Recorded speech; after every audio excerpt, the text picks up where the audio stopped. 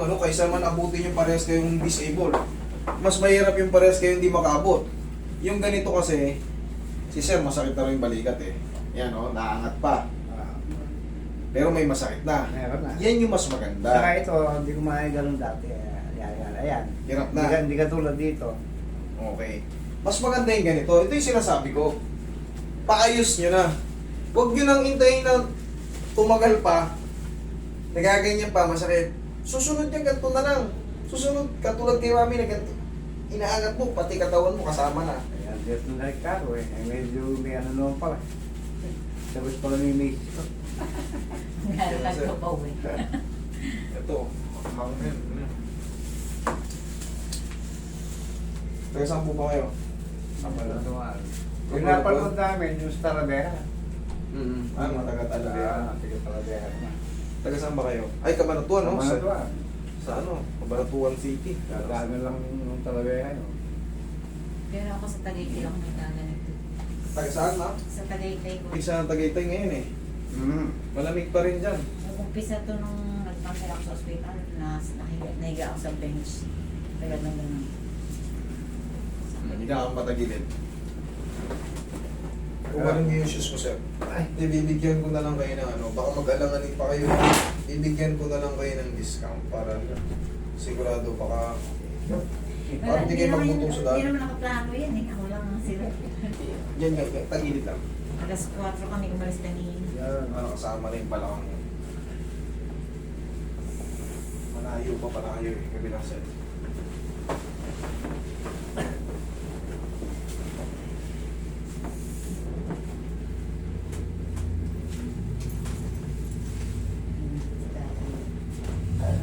Okay na pa.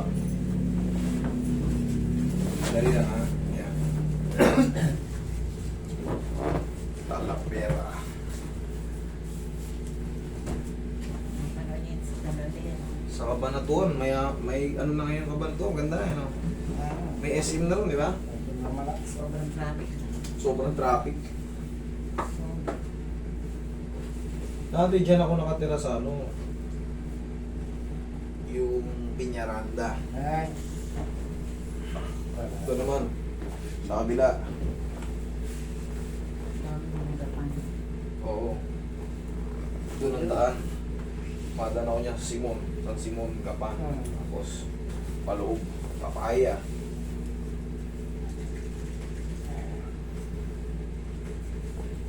Yung boss ko dyan dati nakatira.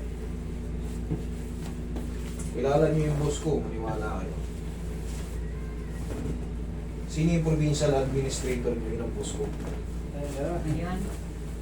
Hanggang ngayon, hindi naman napalitan ng provincial administrator. Hindi, pag nasa biyahe kayo, so, siyempre pa hindi kayo maligaw, tumawag kayo sa amin. Kasi, lalo kung nakabook kayo, tulad nyo, galing pa kayo na Besia, dito kasi maraming transfer. Wala kasing diretsang papunta rito. Walang diretsa eh. Buti nga itong mga natanong namin. Pero pag tapos na yung MRT, lahat ng mapupunta rito, napakabilis lang. Isang sakit. Kasi dadaan kayo ng pagbaba nyo ng MRT, doon, may MRT na papaganito sa amin.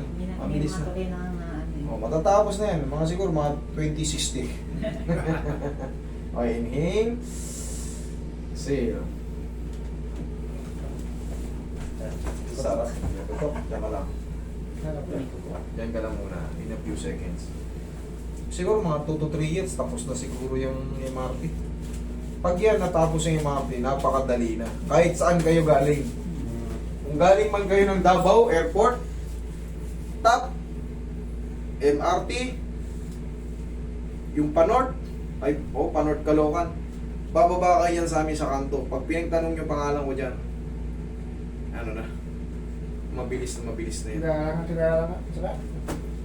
Hanggang, may siyempre kahit pa paano, medyo maganda yung pangalan natin. Maraming nakakakilala sa atin. Okay po. Tsaka na nang nasakyanin yun. Ano yung sakto yung mga sinasabi. Pag alam nilang hindi mo alam yung pupuntahan mo, ay sigurado. Alam nyo na yan. Hindi naman ninaakila sa inyo. Pag hindi mo alam yung ano, Kahit malapit na eh. Kaya, lakas ng kapi. Magugulat ka paglabas mo, dumaan ako rito, nilalakad lang pala.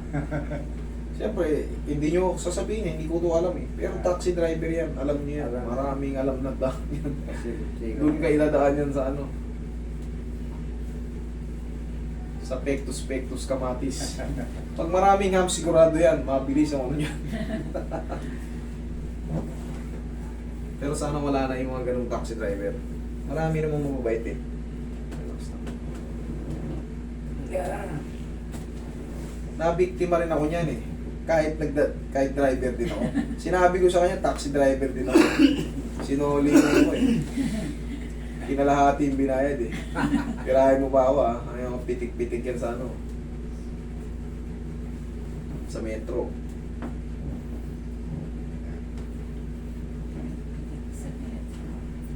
Pitik-pitik yan sa metro. Pero dati, talamak yun. Pero ngayon lana yan.